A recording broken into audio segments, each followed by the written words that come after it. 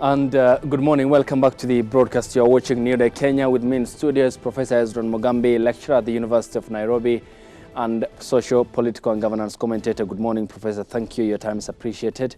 And Professor Macharia Munene equally commentates on political and governance development in the country. Your time is all appreciated, gentlemen. And we start off with Kiambaa. Later, we'll be discussing, of course, the Ruto-Raila scramble for the soul and the minds of the Hustler Nation. And this, according to the Deputy President William Ruto's allies, the ODM party chief has finally bought into their bottom-up economic model. And rivals, however, counter their team isn't interested in sloganeering without tangible economic benefits. Coming to you first, Professor Ezra Mugambi. In under 24 hours' time, voters in Kiambaa will head to elect their next member of parliament to take over from where Paul Koinange left, the late MP. It pits Jubilee Party against the UDA and, in other terms, the president against his deputy William Ruto. And this battle is happening in the home turf of the president, or if you may like, the house of Mumbai. How significant is a victory for Jubilee and for UDA? Thank you very much. It's always a pleasure. The so-called framed president versus the deputy, his deputy, is actually a significant match, so to speak, because first, this is in the president's home turf, home county, and trying to flex muscle UDA, or the deputy president, if you like, against his boss is quite significant and shows the relationship, the breakdown, of the relationship between the president and the deputy president, politically so speaking. And a win for either side. For UDA, for example, it will be, if they were to win, it will show that they have some might. It will give them some political leeway to talk about how strong they are. Remembering that in the previous other by-elections, talk about Bonchari, talk about Juja, talk about the other previous elections, except Juja, UDA hasn't done well, except Juja, which is the most recent, where they carried the day. So if they won this and followed by Juja, then it will bring them back to the springboard, and they will have what I will easily call political bragging rights and, starting to talk big and stuff like that. Okay. But if they lose and if Jubilee wins, it will be a downward trend for UDA, and they will have to go back again to start drawing their political lines and trying to reorganize themselves. And so, for me, I think this is a Jubilee seat to lose. Okay. First of all, because this was a Jubilee, MP, who was here, the late Koinange, he is the chair of the Parliamentary Security Committee. And this is the home turf of the president. And therefore, looking at what has been happening more recently, especially in the last 2 weeks, Jubilee has actually gone to the ground.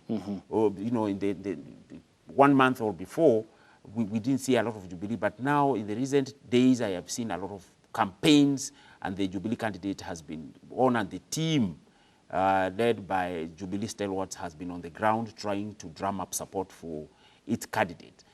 As it is, as you say, as you have just asked, I think it will have strong points. It will be a strong pointer for both parties or for both groups in the lead up to the next general election. Though the way I see it is that we are quite some distance because remembering that we are one year away before the August general election, and the way our politics plays out is that the last 6 or so months is when we have real activity. Right now, you see a lot of realignments, a lot of push and pull towards this direction, towards the deputy president, towards Jubilee Party, trying to reorganize itself. Honorable Raila also trying to pull his strings to ensure that His team is in order towards his direction. Okay. So, yes, I think it will be significant in the sense in which it will give some political weight to whoever wins. Jubilee trying to say, this is our turf, and we call the shots. And UDA trying to steal the thunder from the president's feet. Okay, Professor Macharia Munene, in your view as a political observer and commentator on developments in the country, what lessons do you think the Jubilee Party has learned from the Juja parliamentary by-election defeat? I think they've learned a lot. One of them, stop taking things for granted. And two, stop chest thumping. And three, listen to the ground. The people. What is the ground saying? I think they learned that very seriously from Juja, because Juja, it's not so much that Pep won, it's that Jubilee lost. And there was a danger of a repeat in Kiambaa. There was a danger, in the sense that when it was announced that there will be an election, we saw almost the same kind of lackadaisical dragging on the part of Jubilee. The fact that there was even discussions of doing a Garissa in Kiambaa was itself, you can say you're not serious if you're doing that. Now, what happened, and the Prof is saying that in the last 2 weeks we've seen change. What happened is that, first of all, within Oda itself, there were quarrels. Yeah? So you had Moses Kuria had his own candidate in the place. And then some Ruto came and said, no, I have a better candidate, or something like that. So Moses Kuria was forced to retreat in not the most honorable way, okay? But he retreated. That event in itself sent a message, strong message, that this is not simply an election in Kiambaa, where you have two Gatondo men fighting off. Squaring it off a little bit, one smaller than the other, but because if it had remained a Moses Kuria and Uhuru Kenyatta contest, that would be done something else. But when Kuria was muscled out, and I think he grumbled about it, in the name of Uda, then it stopped being just a local contest. And it became now clearly through proxies a contest between the president and the deputy president. And the deputy. That was an insult to the president. Okay? I don't know how you can slice it, but it really was an insult to the president. More than if the president and Moses Kuria, his were to face off. This is a Gatondo affair, It's a home affair. A home affair extending to Kiambaa. But now when clearly there's no discussion, the Pep guy is muscled out of the way. And the other day he was in Uhuru's camp to go and the same guy who was muscled out, Raymond Kuria, he shifted in. It became clearly that it is not just a local affair. And to that extent, the deputy president appeared to be out to insult the president, to just come to his backyard and they say, what are you going to do? I'm going to fix this place. That impression, a direct challenge that is tantamount to an insult, forced rethinking. And so we saw a lot of changes come up. The idea of a Garissa formula was thrown out. So get a proper candidate. Yeah, where that, by the Jubilee Party in this case. I mean, they had to wake up. It was asleep. It was asleep. And it was in danger of suffering the same consequences of Juja. So it was re-energized. And the people on the ground, the campaigners changed. And those who remained looked better, to have better manners than before. So the groundwork that Jubilee has done in the last 2 weeks is fantastic. Such that they might have persuaded if you can persuade a tide, it's a persuade a tide, to start shifting from what it appeared to be a NUDA sweep. Now it's a toss-up with a very high possibility of going the Jubilee way. There is no question about that. So the outcome tomorrow, whatever way it is, will first indicate the value or the point of energized campaigning, because I predict that the turnout tomorrow, because both sides are really going out for the turnout, is going to be higher than it was in Juja. If the turnout is higher than it was in Juja, then the Jubilee fortunes are higher. The possibility of winning? Yes, they're higher. So one of the problems in Juja is that the turnout was low, comparatively low. So if it is high in Kiambaa, then you are likely to get more of traditional voters, the elderly, those who value the Uhuru presidency. And if they turn out in their big numbers and vote, then Jubilee has a very good chance. Okay. Professor Mugambi, in your view then, from your observation too, and I want this in your submission as an answer, why hasn't the president invested energy, time, and political capital on Kiambaa? I think partly as that's a question which Professor Munene has answered, but to answer it in a more straightforward manner, is that first of all, you must also realize that the president is in his last term, is moving towards the end of his reign. And if you look at it, the way the president and the deputy president have related lately, you realize that if the president was to go out and do it, as it were, a coin for a coin, I don't know what kind of scenario you perhaps will be witnessing right now. And remember that I said earlier, as I submitted earlier, this is 1 year before elections. And traditionally, our politics towards election, steam up, become more vigorous, perhaps some few months before elections.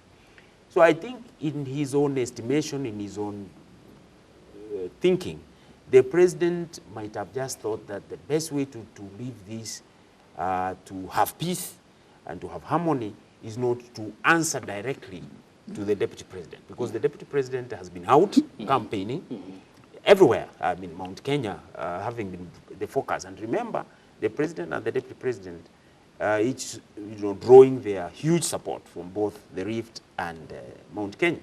And Mount Kenya, of course, belonging, so to speak, politically to the president. So I don't think the president saw it fit to go out and answer, as it were, politically, to the deputy president's campaigns and stuff like that. So he thought that perhaps in his own wisdom, the best way is to leave, to continue leading the country, because the country is far much beyond Mount Kenya or, Kiambaa, so to speak, and leave things to move the way they are moving. Why? Because if you look at him, he's been focusing more on infrastructure projects. Look at the launches he has been having recently. Okay. Focusing more on uniting more other people to focus more on unity of the country and looking forward to 2022 and avoiding the pitfalls of 2007 and the other years before that. Okay. Because a lot of this campaign work and politics brings a lot of tension and actually can bring this country to a standstill. Not forgetting that we are still under the attack of COVID-19, So if, for example, the president was to take an onslaught directly and answer what the deputy president was doing, what will we have? We'll have a lot of pandemonium, disorganization, and remember, political meetings are even outlawed. You remember? Yes. By himself. Yes. So I don't think that the president can't see what is happening. Right. He would rather, I think, play it the way he did in his own wisdom. First of all, as the father of the nation, as the president, who is all to unite, including the deputy president, in all fashion, and knowing that what he is doing is good for the country, uniting and bringing people together. And you see, the other day you were saying he wants, there were reports he wants even that NASA itself to unite, the to work opposition together, you know, with him for the unity of this country as we head towards the general. Look at the economy itself. The economy is battered, and if it was an all, in his own wisdom, if it was an all-out war politically, you can imagine the devastations which we will have on the economy and even the spread of COVID-19 in those areas. See that, for example, he decided, first of all, to postpone a meeting in Ukambani, you know, which had been planned, and it was cut down. The itinerary was cut down. Why? Because of COVID-19 and all that. So I think his picture, the way I've seen the president, is that he has cut out for himself a picture of a statesman, a picture who doesn't want the country to be involved in so much sloganeering, electioneering, politics, at the expense of what perhaps needs to be done for the broader picture of the country. Okay, Professor Macharia, then away from what the outcome means for either the president or the deputy president, the ruling Jubilee Party or the UDA party, what narrative is going to sell to the people of Kiambaa to come out and vote for the next member of parliament? The campaign time is over. Yeah. So I don't think that applies. But there is no harm, if I may say so, if the president was to just tell the people of Kiambaa, come out and vote, without not saying vote for so and so on, but just come out and vote, exercise your democratic right, because it is a democratic right for the people to vote for the candidate of their choice. And there are about 8 candidates. So I don't think it would be bad if the president did that. I don't think he will do it, but I don't think it will be bad. That's a part of the encouraging people to do what? And to assure people that everything will be safe. Come out and vote. Which he hasn't done. Yeah, I think suggesting that he needs to do. Okay. Some other people may not carry the same weight. I mean, Fred Matiang'i can say, no, everything will be okay, but Fred is not the president. Or some other, or Ruto can say this, he's not the president. And since part of the reason I say this by-election has attracted national attention. It's not just a Kiambaa affair anymore. So it needs that assuring that everything will be okay and people can come out and vote and behave peaceably. Anyone who misbehaves, you'll be dealt with properly. Okay, but the other end of the political divide, Prof, that is the UDA political party, has been selling a narrative of championing the business environment, for instance, or bettering up the business environment in Kiambaa constituency. They say they appreciate, in this case, Kipchumba Murkomen, Susan Kihika, and the likes have said that we know you are business-minded. We will, improve your business environment if you elect a UDA candidate. And also there is the selling of the phobia in this case of Raila Odinga and the handshake generally as to why the president never consulted the people of the House of Mumbi, in this case Kiambaa included, as to why he had approached the ODM party chief Raila Odinga and had the handshake. The handshake is about 3 years ago. 2018 March. Yeah, so it's a non-issue for now. As far as the Kiambaa issue is But they saw it fit to sell, isn't it? There was that's something for a different discussion. Yes, there is some concern about the closeness between Jubilee and ODM in some quarters. Now, when the president acts, he acts in the national interest, not in the interest of the mountain or a small place like Kiambaa. So he does not have to consult the people of Kiambaa when he deals with a national issue, although it's a good idea to talk to Kenyans. He does not have to consult the mountain when he's dealing with a national issue. So with all the information available to him, and remember he took the oath to look after the interest of the country, not of some village somewhere. It's a symbol of national unity? Yeah, he is the symbol of national unity. And the assumption and the belief is that whatever he does is informed by his concern for national interest and the best way out. Now, of course, you mentioned the issue of the handshake. At the time when you go back to it, it made a lot of sense.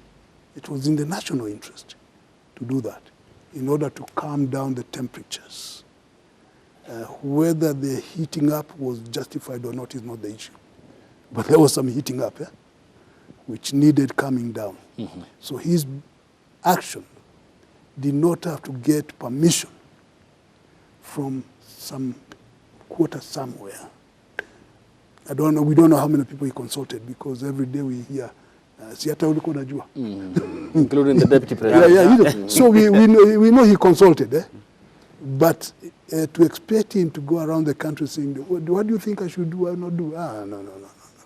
That's why we gave him the mandate to be the president. So he did that. So to expect him to have consulted some people in the mountain for him to take action in the national interest is counterproductive in itself, because it sends the wrong message to the country. Now, on the issue of Kiambaa, that's a local matter of which he has an interest. Okay. He definitely has an interest. So he has an interest. Okay. And as I was saying, the campaign is over. So there's nothing that can be done in between from the day the campaign ended a day or so ago, officially, and the voting day, which is tomorrow. And that's what I was saying, the only thing maybe that can be done in terms of narrative and encouraging people to, is for the president to speak as president and say, you people, exercise your right. Okay. And you will be safe. Because there may be some fear about something, but okay. Be safe. So that's the only thing that can be added. Okay. The campaign is over. Okay. It was over by Monday. It was over. Okay. Yes. Professor Mugambi, in under 3 minutes' time, then this is not a usual by-election. I mean, you look at the intensity, you look at the attention in terms of the media coverage, because this is the president's home turf. For the IEBC, how testing or how litmus test will this be as it prepares itself up for 2022? No, I mean, I'm not very sure that it is, Kiambaa is any special. I want to dissuade myself from imagining that Kiambaa is going to be so special for IBC than was Juja or Bonchari or Matungu or any other place. But in terms of preparations for 2022, yes, it is very important. It is, it shows if it is a smooth, sailing and everything is up and running and the results come out well and there is no complaint about anything, it means that, of course, they are up to the test. All these by-elections, whether they are Muguga, we are even forgetting there is a civic election in Muguga. If Muguga and the Kiambaa end up very well, that's a thumbs up for the Electoral Commission that they are actually warming up very well towards 2022, remembering that there are very many concerns about the preparedness of the electoral body over the 2022, talking about financing, talking about, even electoral education, talking about voter registration. There are so many things which are behind schedule. But if tomorrow's by-elections, in the civic election and the by-election in Kiambaa go well, it will speak volumes about the preparedness of IBC. Although sometimes I also tend to think that these by-elections, we analyze them and think so much about them, especially when they are next to a general election. my own understanding, the way I've seen things in this country for a long time, actually by-elections speak very little about the trend and what is likely to happen in the general elections. Why? Because, as Professor has said here, if you look at all the by-elections we have had, whether it is civic, Ukambani, or by-election for MP, you've seen that the turnout is always very, very low. When you have a turnout of below 40%, that speaks to itself, of course, because of so many other things. Of course, now we have Corona, which again makes some people not even to come. It again is during a working day, and so many other factors.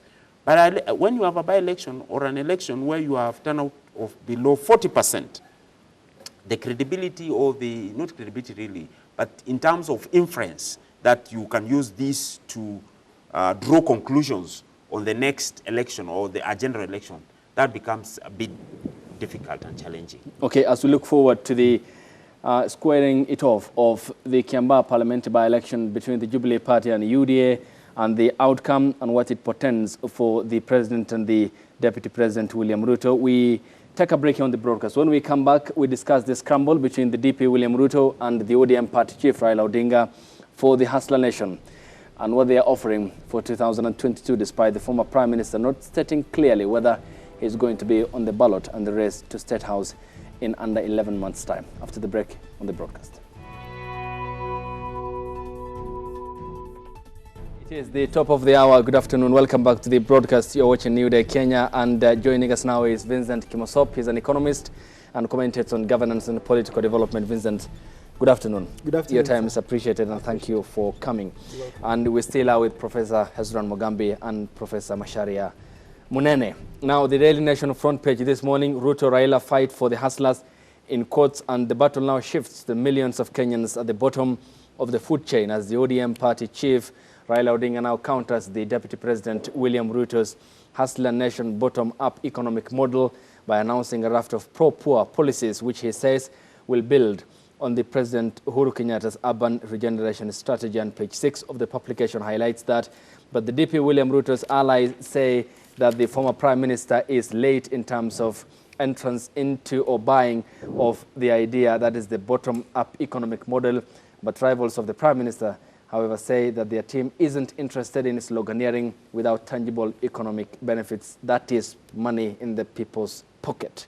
Starting with you, Vincent, yes, for purposes of fairness, because I had the account of the two professors on set. This scramble now appears to be coming 11 months before the general election.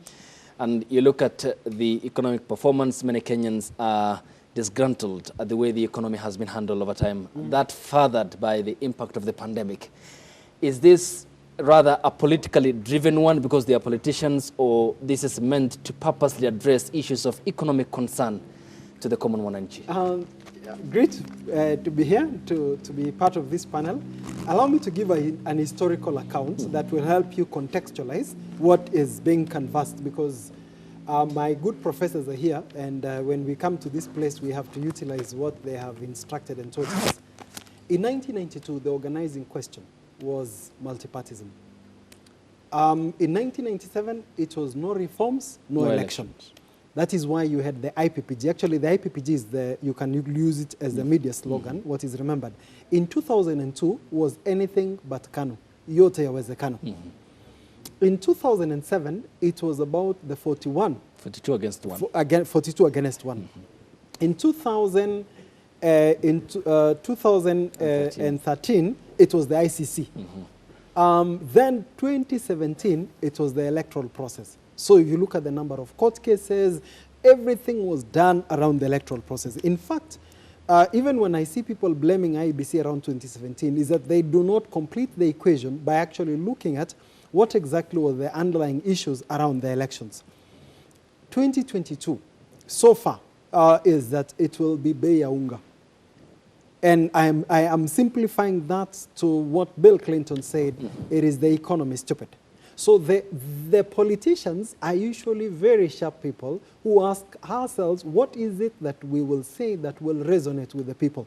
So if you only focus on Raila's message and Uhuru's message and Ruto's message, you miss the context. You touch the ear of the elephant instead of touching the entire animal. You've seen for yourself the current ongoing break of rule of law in Gauteng in South Africa. You remember? Yep. It is Zuma who was just put in jail. Basically a court sitting down, you can argue the merits and the demerits. But what has it given? It laid bare. It has laid bare the underbelly of the inequalities and what Poverty. people are feeling.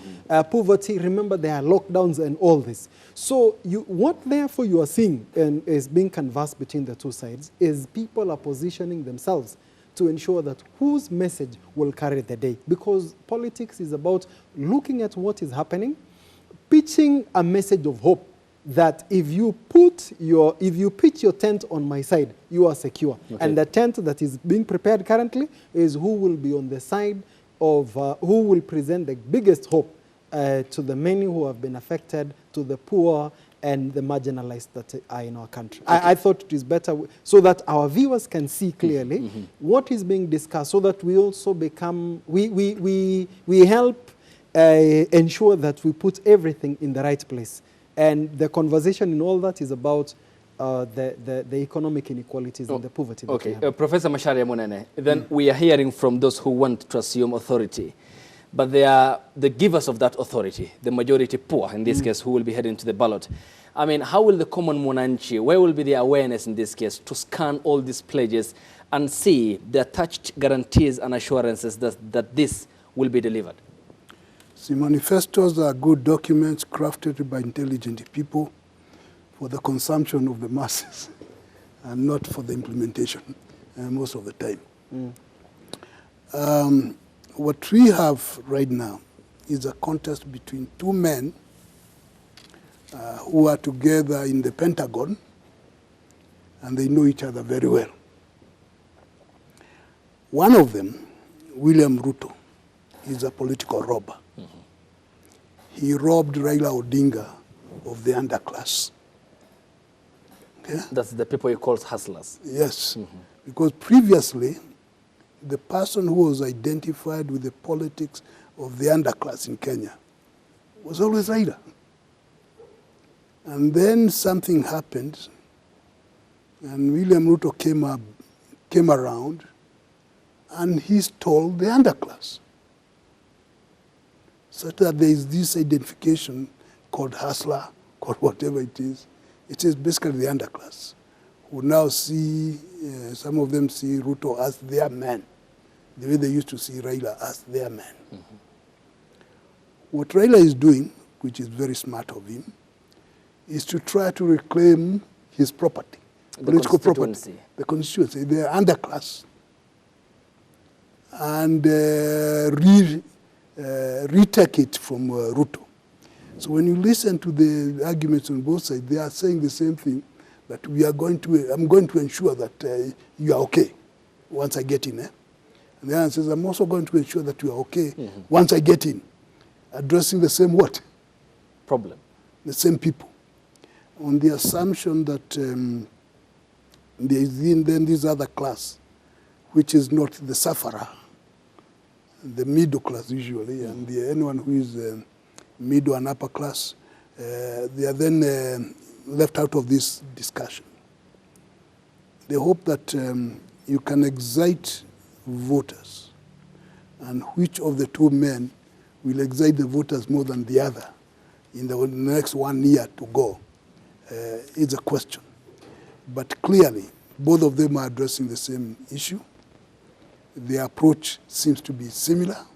The language is different, slightly different. But basically, so then it boils down to personalities. If the agenda is similar, then what's the difference? The personalities. Which of these two men is more believable than the other to the voter?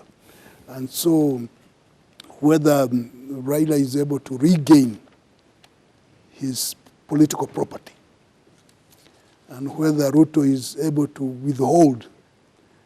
withstand the onslaught is something to be seen in the next 1 year. Okay. Professor Mugambi, how will then common mwananchi, besides the confusion now, because these are mixed messagings, and the signals are very clear, it will end with them at the end of the day. How will they bear? Where is the opportunity to wrap themselves in immunity, to only get in what's important for them besides the political rhetoric and confusion? I don't think the mwananchi will have that kind of opportunity to, as you just asked, to scrutinize and be able to tell between the white and, as Professor said, my friend here, white and white. It's going to be difficult. Mm-hmm. But it will depend on the message and how appealing, and appeal here everybody will see differently, how appealing the message of these two will be to the common mwananchi. Remember, they are appealing to the same person. So what narrative will sell better? The other narrative, we don't know right now. We know, at least what we know, is that there is the hustlers narrative, which of course appeals to the common mwananchi. We are yet to get what possibly Raila is going to give as a narrative to identify himself. You remember the Tuko Pamoja, you know, kind of yes. narrative, which was saying there's no difference between I, who is your leader, and yourselves, who is voting for me. So we are now came the hustler narrative, which means it is now the people who are going to take over the leadership. But we are yet to see the other narrative and try to summarize and look at it. You know, remember the hustler narrative and the, you know, down-up approach. So we are yet to get the other part of Raila and his group, the kind of narrative they want to sell to mwananchi, so that we are able to put it and value and see how approachable or how emotional will it, you know, appeal to the common mwananchi. But as to whether the mwananchi is able to tell the difference, I think it is just the appeal, because that is not the only narrative. What happens is that we'll have the hustlers, you know, for example, hustlers narrative, in the, you know, avoiding the top-down and coming up with the you know, bottom-up approach. What happens, there are also sub-messages, whether directly open or not open, which are sold on the ground, which appeals. Because at the National Front, we'll have that, but we'll have in every other region and communities, appealing to communities, other kind of messages, which then, and of course the candidates themselves, just like Professor has explained that, you know, there are also personality differences between, which will finally add up to the narrative, okay. and then appeal. There are people, for example, who despite the hustler narrative, you know, they will perhaps not even like the Deputy President, William Ruto, himself as an individual, okay. and therefore may not, in the final analysis, vote if they were to vote for him. And there are people who, despite the fact that, for example, Raila Odinga will come up with a superb message which will appeal to many, will not like his personality for one reason or another, historically or because of certain particular interests. So it is a whole mix of many other things. And remember, even the campaign strategies, apart from the narratives, how will they campaign? Who will they accompany in the campaign? As for now, you see, the Deputy President has been campaigning. And so we can look for value in his campaigns and the people they have been together. The Raila Odinga or whoever comes, Mudavadi, will also have to analyze and say who is with Raila, who is with Mudavadi, okay. What is the message they are taking, how are they campaigning, what are their strategies, what are their messages, okay. To be able, so it is a whole package. It is not just the narrative only, okay. Which will carry the day, but there are so many other tactics and strategies which then will decide who carries the day or who loses. Okay, Vincent, yes. Let me come to you on this, because we talked about the people, yeah. And the IEBC, about 3 weeks ago when it launched the Voter Awareness Week exercise at the Bomas of Kenya, said that it will register 4 million young Kenyans. And this is the generation millennium, I mean, who were born 1999, 2000, thereabout, and they will be eligible to vote. To vote, yeah. This plus about 3 other million, they will make about 7 million of, say, 19 million voters in 2022. How important is this demography in terms of changing the country's paradigm shift in terms of our electoral outlook? You know, I come from a pastoralist community, and allow me to use, you don't look like the one who has gone to take care of goats and sheep, but allow me to use that example. I've done so numerous occasions. You don't look, He doesn't look like one who has walked a long distance. Just trying to connect with our people and our viewers. You know, when you're going to hunt, or when you hear there's a leopard around the area, you graduate the dogs, because leopard you will see it in terms of the number of sheep or the number of goats that it has killed. And then there is a way you do a formation when you're doing the hunting until you identify this is the place where it is located. And do you know, as you progress over time, what's going to happen is that even the courage of the dogs is going to be demonstrated. Those that are fearful will start running away with their tails coiled, but there will be those that will be courageous, and their courage is seen around their men, around their neck, and they are ready to go all the way. Even the way you put who will be the first person to shoot, it will be the person you have tested to have been the demonstrated sharp shooting, because the first arrow that goes out is the one that actually, it will go in that direction. What I'm trying to point out is that when you're going to campaign, you are on your way to going for hunting. And the numbers is what is going to be counted at the end of the day. 4 million demography will tell you very clearly that even the sloganeering, the campaigns around the election. If you remember President Museveni, he released a rap.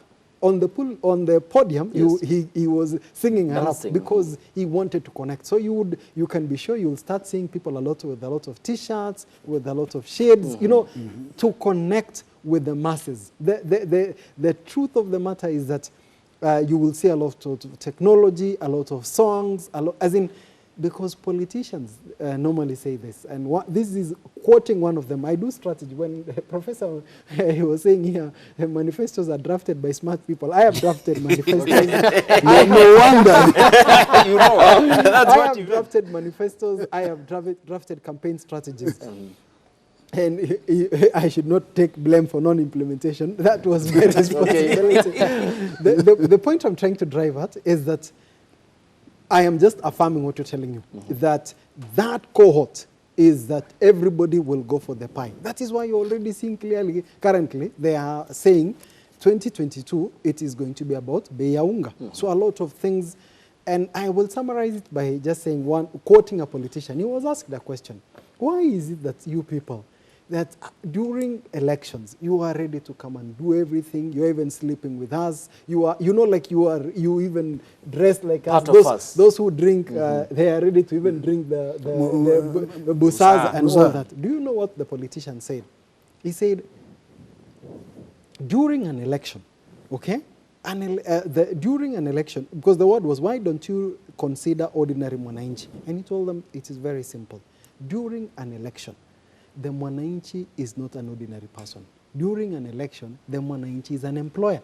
You will do everything, produce good CVs, dance before the employer to do what? To get the job.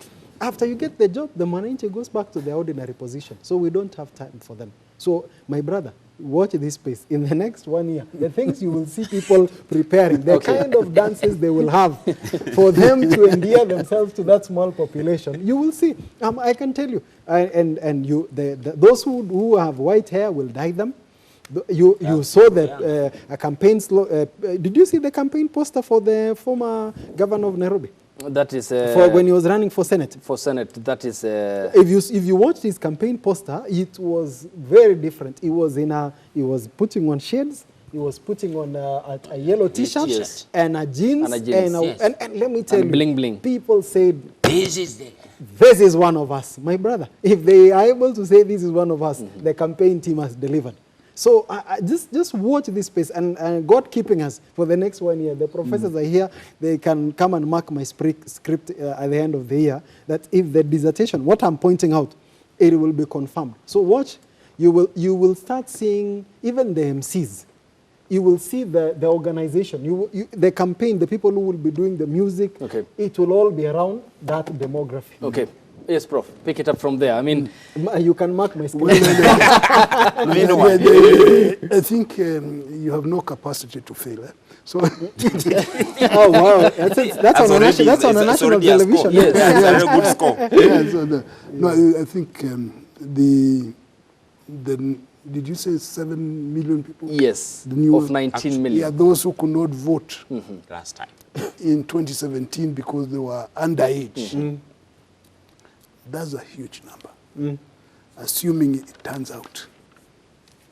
So, if you can mobilize half of that, which would be about 3.5 million or 4 million people of new voters, and you add them to your presumed basket, which we don't know what it is, then you are way ahead.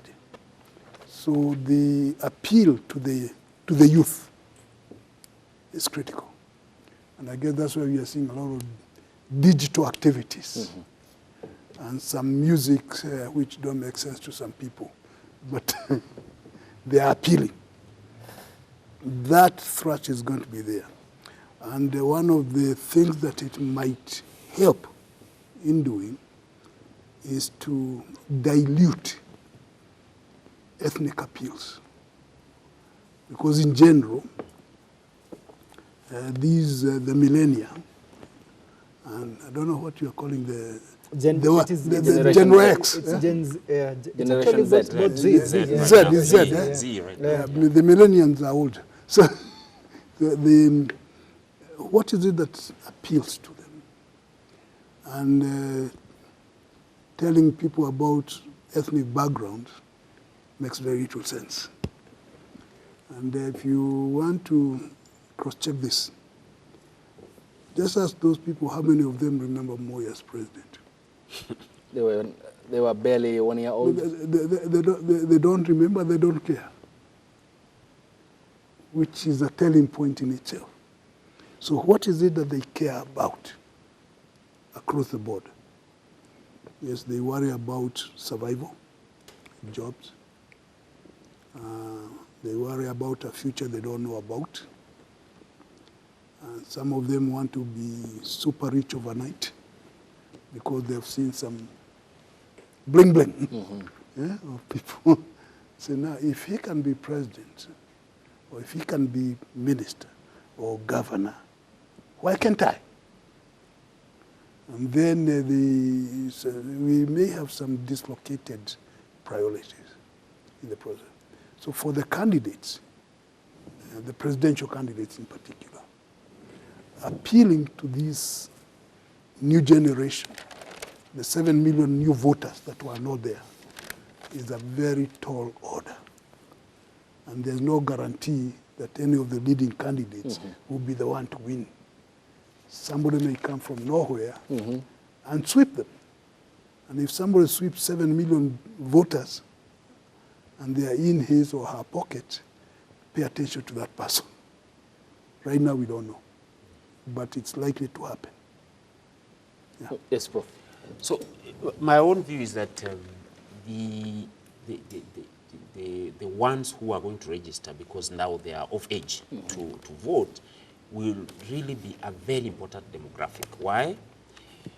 If you look at trends over from, just like my friend here said, if you look at trends from even 2002, move on to 97, 2002, move to 2013, especially from 2013, because I'm talking about 2013 because President Uhuru Kenyatta and Deputy President William Ruto are the ones who seem to have appealed more to the youth. You know, it was about digital generation or digital duo.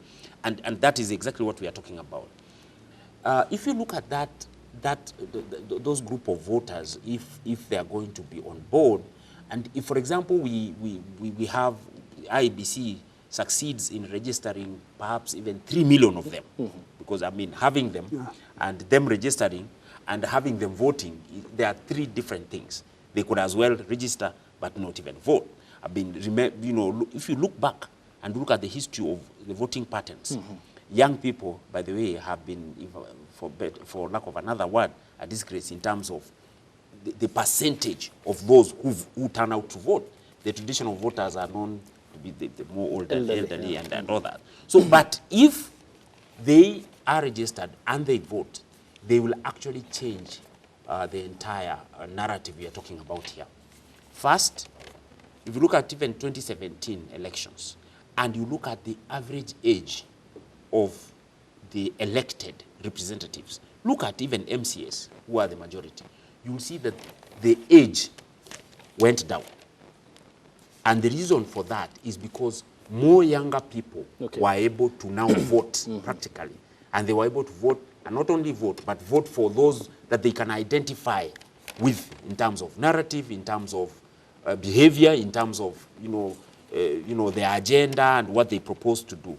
If now we add 3-4 million voters and practically they come to vote, that will be a very important statistic, not only to the younger leaders who will be elected, but the national discourse and those who will be elected even at the national level. So they are a very important statistic. Now that there are worries about what my brother talks about, UNGA, about jobs, about education, about their future. These are the people who are now preparing to enter what we call into life. And so they worry so much. What is, the likelihood that candidate A will win, and what is he likely to do for us? Because I'm just entering, I have not married. I am planning now to marry. What prospects will I have with candidate A or candidate B, and how will the economy look like in the next 5 years, so that I'm able to get a job, I'm able to survive and pay rent, and be able to do all those things which, my life hinges. So they will be a very important statistics. And actually, if we are talking about swaying, we talk about sway voters. These are the people who can sway in terms of having an MCA, MP, senator, governor, and even the president. Okay, and now let's come to this because it's very important. And this is also likely to underpin the electoral process in 2022. In 2017, the NCIC called a video by Cambridge Analytica, which depicted, or rather created, a Raila Odinga presidency in an apocalyptic way as a gray zone. It said it had no jurisdiction to look into that. And rather it created fear in terms of the data, the public data that Cambridge used to produce that video. And they also did so as the United Kingdom voted to leave the European Union and swayed young voters by 52 to 48%, and also largely attributed to Donald Trump's victory in 2016. I mean, this will have an ethnic impact in terms of funding or fueling ethnic violence in the country. How prepared do you think are our agencies, and perhaps then even to a larger extent to not dot or dent our democratic credentials as a country? I see. My brother, I think, let me make some confession here. I told you that I was on the race to become a commissioner at the IEBC. So now, since I did not participate in the process, I am free to say certain things. Okay. The main reason why I applied, and I think I can make this picture, is that I have an economic background. And when I looked at our trends economically from the year 1981, this is when I was born, is that every time we've had an election, our economy has gone down. If you do the trend analysis, the worst was in 2007, that from around 7.1 all the way to close to 1%. We only had a negative in 2001, 2002, but it was a sharp dip. So one thing that is therefore very clear is that if you are saying that every time you go to an election, your economy goes down. So think about where we are at in 2021, where we had a protracted election period in 2017, that it was only until the handshake where things started cooling down. And then we had 2019 alone to work. You see, an economy takes time to recover. As in, unfortunately, 2020, COVID-19, we locked the country. And we are yet to even go, we are still within the COVID season. So my colleagues, you can imagine if you therefore have a protracted election in 2022, you're looking at 2020, 2021, and over 3 years of no economic. So the level of pain economically, is going to go. That for me was what my pitch. And what I'm trying to point out in this situation is this. If you look at there were good proposals in BBI. You may talk about the demerits in terms of the political agenda, but I think there are some good proposals that, based on where we are at, we need to take them forward. For example, the proposal that was there in all the drafts, so you do not need to ask where you're getting it, where you have a facilitated opposition. Because as it is currently, you have an exclusive process where it is a winner take it all and a loser loses it all. So for me, I think if we are not bold enough to actually say, hey guys, we need to ask ourselves, what are the minimum reforms we have to undertake? Because I can tell you, our problem has never been about IEBC. IEBC is an excuse where you can be able to say there was a problem. It's not a perfect institution, but you have a good opportunity to come and say, hey, can we discuss? Because what politicians are looking for power. So I actually want to say that it is one thing to ensure that IEBC, I've just seen they've done the international tender here on today's paper so they're preparing technically.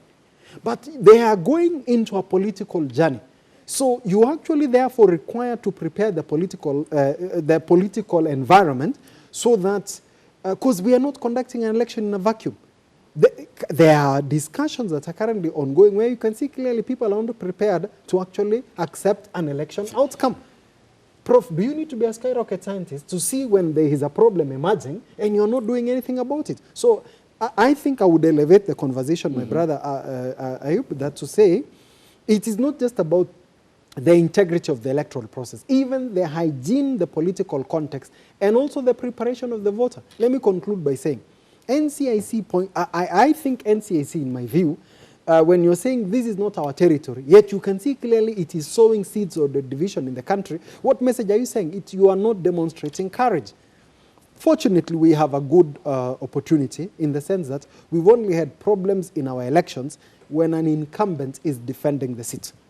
So what do we have in our situation currently is that the incumbent is going home. Okay. So I think for those of you who are close to the president, I can see some of them here. If you can be able to... I didn't know how you be able to take this message, Professor Macharia, to actually request that. I would not mind being close to the president, but I am not that. So for those who are closer to the president, in my view, is that he has a golden opportunity to bequeath this country with a smooth transition that includes both the technical support processes, the resource allocation to the IEBC, and also the preparation of the political environment. And my specific recommendation is we need to amend the constitution or to facilitate the opposition. As it is now, we will be working. As in, we should not walk to 2022, yet we have clear lessons that we have seen from the past. 2017. Yes, Prof. In terms of the likelihood of a Cambridge Analytica-like scenario happening in 2022 and what it portends for our democratic credentials. Well, there are always mischievous entities cooking up things in every election. In fact, it's part of the game. Some are more pronounced than others. But the bottom line is, I think I agree with him, the IBC has never been the issue. Because if you check properly, every time we have an election, there is a particular narrative. Before the election, we are told this entity is so good, it's perfect, nothing can go wrong. That's what we are told. As soon as the elections are over, no, they are wrong. The same people who told us this is perfect turn around and say, no, it's not good when they don't win. Okay? So, that's also a part of the pattern. So the issue is not so much the IBC. And the issue is not so much whether there is a winner-take-all or winner-take-nothing or whatever. The attitude of the contenders is the issue. Because they have no faith in the electoral process. It's like watching a football game, like the one you were watching the other day. Somebody is going to lose. Definitely. Whether through the 90-minute or penalty shootout. With the penalty, somebody will lose. And then you don't, at the end of the game, you say, now, that's not fair. Let's share the spoils. You know, there's something is wrong with that logic. You know. So, and the reason it comes out that way is because of the attitude of the contenders. It does not matter how well we craft our document, our constitution. It does not matter. Because we can draft it all the way we want. You can put anything The you hearts want. of the people. Yeah. So when the outcome, the people, the contenders, are determined to refuse irrespective of the evidence, then we can craft anything we want. So the issue is, how do we acclimatize the candidates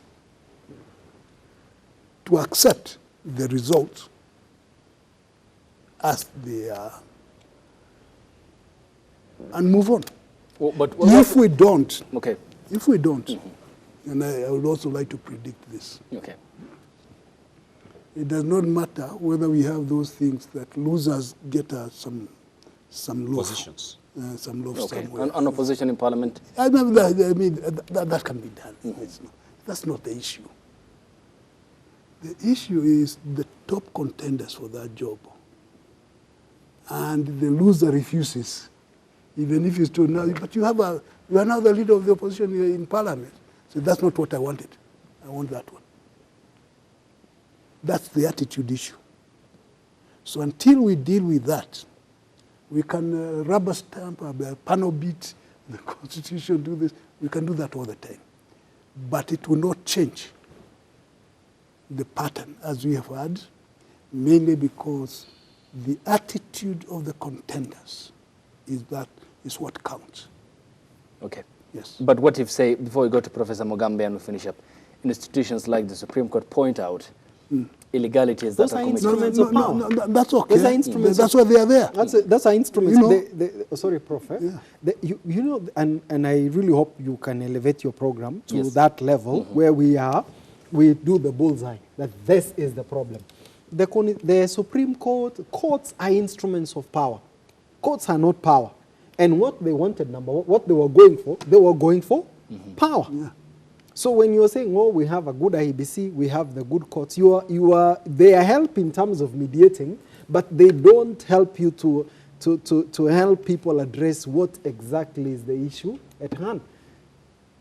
Which in this case, he said that if one party doesn't have the attitude to accept the outcome of an electoral process, even if it's unfair, no, that process has to be fair, isn't it? whatever it is. Okay. Because to say it is unfair, that's a perception. Donald Trump suppose, okay. Yeah, you've got good examples. Some fellow called Donald Trump in America. He has not accepted the election. 74 million people voted for him, and he lost because 80 million voted the other side. But he has yet to And accept. he has put that country in a mess. Okay? Even if that is a classical case of a fair process. For Donald Trump's case, yes, it was a fair process. I agree with you. It was you see, the Americans also messed up because 4 years before, when Donald Trump won fairly, according to the American system, he won. Those people who are saying that he was helped by the Russians, and now you are saying the Cambridge helped him. The Democrats. You see, they made a mistake because they are the one who cast doubts Okay. Passions on that. into the American electoral system. And he did the same. So 4 years later, he repeats what they had done before. So it's an attitude issue. Eh? Yeah. Okay, now we get a classical case. Yes, a it's classical case. It's an attitude. Okay, it's all about. And can I tell you something? Okay. With the guys who are planning elections and the strategists, you need, one of these days I recommend a topic that Okay. you can, there is usually called the opposition script for an election. Okay, by the strategist. Yes, there is usually, and part of the strategy is to prepare the ground in the event when you start seeing that you are going to lose ground to actually reject the outcome. Okay. So that you prepare the ground Okay. to do what? Pre-reject me, the yes, rejection. Yes. I think he's part of the strategists who has been helping them to refuse. No. I'm just joking. Okay, go ahead. I'm just joking. But what we are all saying is that we have a poor political culture. Okay, and the game is good. We always like, for example, what we had.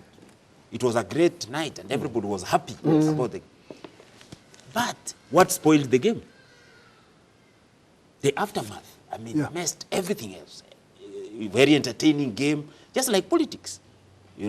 Listening to this narrative, listening to the other narrative, very entertaining. At the end of the day, people will vote and go home, by the way.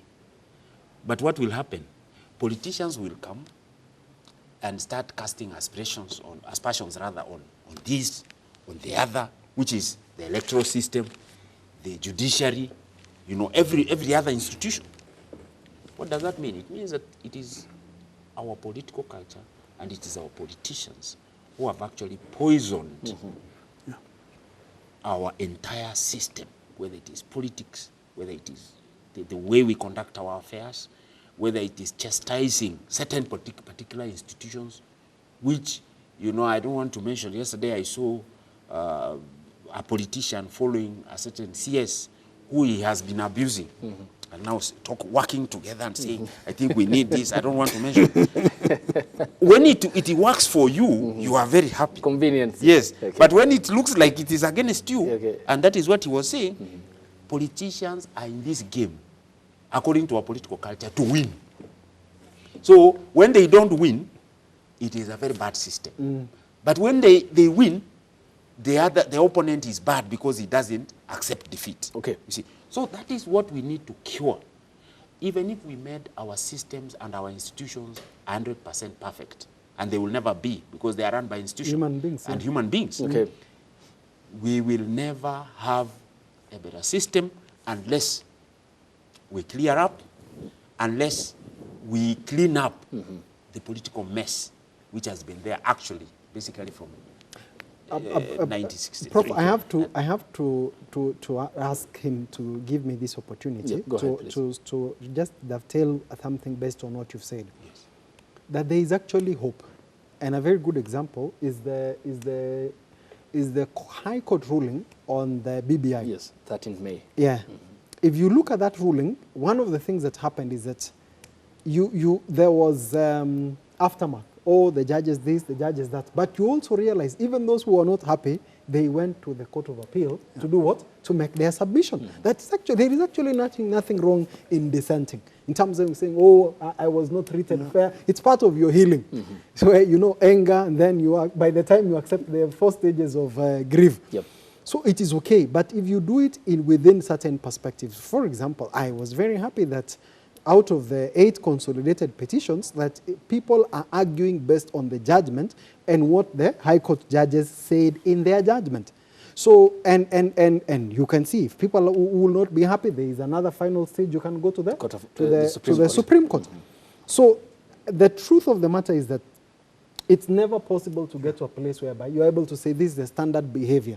What we just need to do is that this is, when you're conducting yourself, when you're venting, when you are not unhappy, this is the context in which you are to do it. You can say, oh, Professor Mugambi was part of my enemies. Okay. I can say, all those things. But never get to a place whereby you get into violence, you get into infringing. You can express yourself the way you want. And I'm giving that example because there are people who are looking forward to reggae going on. Okay. But there are also, I thought it's good to also share stories of hope, that we have also good examples, that if we build upon those, like, just let me say this, the NCIC, the National Cohesion and Integrity Commission. If we really want to have a cohesion and a country that is just the cohesion if they invest in what is it that makes us cohesive. So prepare, work in hand. Currently, I would recommend to IEBC to tell them that delivering a free and fair election is not going to be an issue of IEBC alone. So don't shine alone on the podium. Let us get to here. They have given their election operation plan. The NCIC has given their framework on elections bill and norma. We need to hear what is the police planning. So that all this, we move into this election as a collective. Even, by the way, we also need to hear the plan of the media, because in 2007, and this has never been interrogated, there is no independent audit that has been done on the contribution of the media to the mess we were in 2007. So everybody needs to take responsibility here. Kriegler did it. Yes. I'm talking about comprehensiveness. Yeah. Because Kriegler looked in two dynamics. What happened on KICC and generally the electoral system. He said the media was a disaster. Oh, I see. I need to look at the report. He did. Actually, they could have done better. But we also, that's what I'm saying. I'm talking about, and I'm happy you be invited us into this, because we are, for me, when we come to this show, we are also making our contribution as analysts, as independent of what we are saying. Like, I believe the media, what is it, the Editors Guild, or the Editors Guild. Yes, you guys need to come up with our framework that, ladies and gentlemen, this is what we will do for Kenya towards our operation to 2022. So that also you are held into account, where you are reporting factually, you are not hiding anything, but also you are contextually cognizant to what you are saying. Like, there are things you cannot say. I believe, and I'm not, I believe that if the judges in South Africa, if they appreciated the context before issuing their ruling, I believe some of the things that you're seeing in South Africa would have been forestalled. That does not mean you're influencing the independence of the judiciary. That is using wisdom to say, what is the point of issuing a ruling that destroys the country at the end of the day? I don't know if you're getting... the context, yes, cognizance. Yes, Prof, he cut you short briefly. I need to wrap. You know, when you are teaching, you also allow students to interject. And I hope I have made you proud. Not at all. His contribution is actually welcome. And he put a new perspective to it. But I want to also say is this must win, position, which most of the lead Kenyan politicians, and we have seen this for a while, since the multi-party system came into Kenya. And you remember what happened in 2007, most of it hinging around, that kind of whatever. So, and I agree that we must have a framework that you are free, it is true, to disagree with IBC, with everybody else. But there are certain limits you must set yourself to pronounce that freedom and disagree, honorably, without inflaming, passions to the public and, inciting violence and chaos. And that is the problem. If I'm not in this house, I must bring this house down so that it is either me or no house at all. So I think that is the biggest problem. That is the greatest problem, and we will continue discussing these things because this is our country. Thank you, Professor Ezron Mugambi, University of Nairobi lecturer. Your time is appreciated. Many thanks, and thank you to you too, Professor Macharia Munene, and who equally commented on political and social governance, and on my immediate right, an economist, and equally commented on political and governance issues in the country, Vincent Kimosop. Your time is all appreciated, and of course we must appreciate, and we take the civic responsibility as members of the media and the Fourth Estate as to what we want done better in this country. For the New York Times, which is one of the biggest publications in the United States of America, the headline reads, "Democracy dies in darkness." And it's all about that responsibility. And many thanks. We'll see you next time here on the broadcast. Thank you for watching. Bye-bye.